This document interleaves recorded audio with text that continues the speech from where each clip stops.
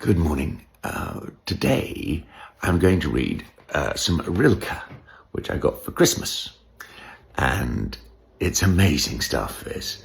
The Duino Elegies, written in 1912 to 1922, I think I read.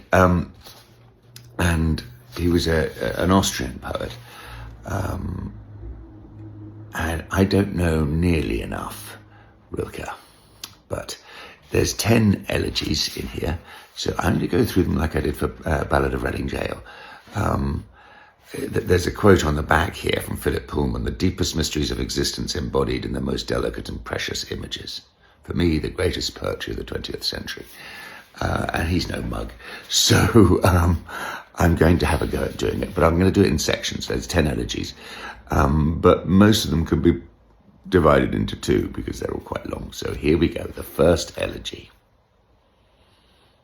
Who would give ear among the angelic host were I to cry aloud?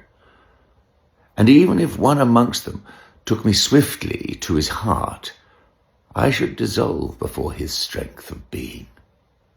For beauty's nothing but the birth of terror, which we endure but barely, and enduring must wonder at it, in that it disdains to compass our destruction.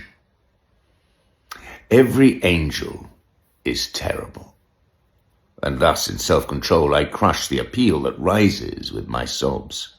Of whom, alas, of whom shall we have need? Neither of angels nor of men. Already the sagacious animals have found us out.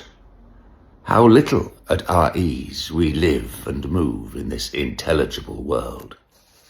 Maybe we keep the image of some tree that hangs above a slope that daily we behold.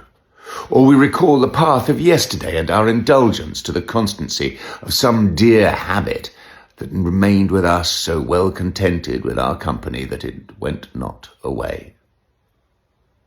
And night, too. Ah, the night, when winds from space ravage our brows. The gentle, disenchanting, much longed-for night, wearily imminent for lonely hearts. This must remain for all. Is night to lovers kinder? They, alas, do but disguise their fate with one another. Have you not learnt that lesson? Cast away emptiness from your arms into the space we breathe. The birds may feel a wider air, perhaps beneath their spiritual wings. Yes, the springtime needed you, and many a star beckoned that you should mark it.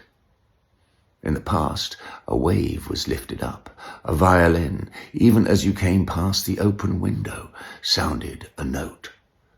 And that was all ordained. Ordained? But did you gain the mastery?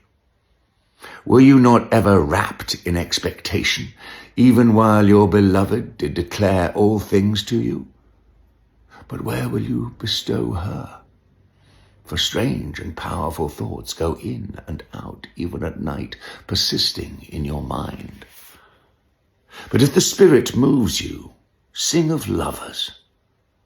Famous their passion, but not yet sufficiently immortalized.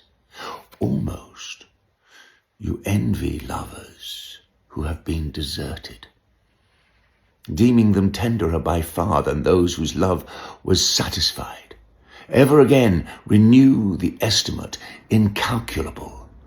Consider how the hero saves himself, makes even of his downfall an excuse, a pretext for his final resurrection. But nature, spent, takes lovers back again, back to herself, as were she powerless to fashion thus a second time.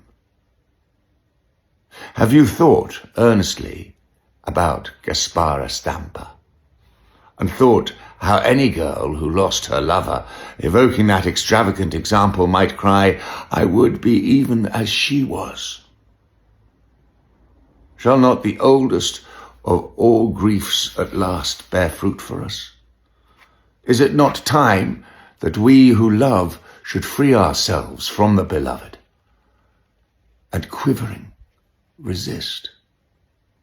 Might most like the arrow that strives against the bowstring gathered up, that in its leap it may transcend itself. Nothing which is static.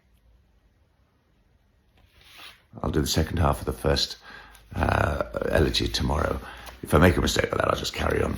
These, by the way, are translated by the Sackville Wests, by Vita and Edward.